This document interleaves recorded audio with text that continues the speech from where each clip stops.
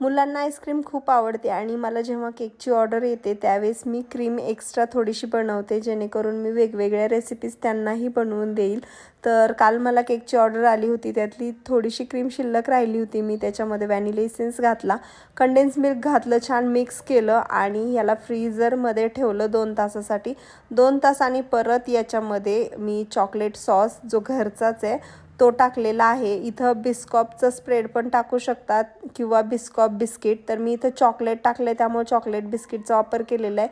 म्हणजे ओरिओ वगैरे कुठलंही घ्या, छान मिक्स करायचं आणि एकदम डिलिशियस अशी रेस्टॉरंट स्टाईल म्हणू शकतो आपण अशी आईस्क्रीम तयार झाली। ही मॅकडॉनल्ड्समध्ये खूप महाग मिळते, आपण घरी एकदम कमी किमतात आणि मी तर जुगाड म्हणजेच राहिलेल्या गोष्टींपासून बनवली आहे। मुलांना खूप आवडली। तर तुम्हाला ही रेसिपी आवडली की नाही कमेंट करून नक्कीच सांगा। आवडली असेल तर लाईक, शेअर आणि सबस्क्राईब करायला काही विसरू नका। धन्यवाद।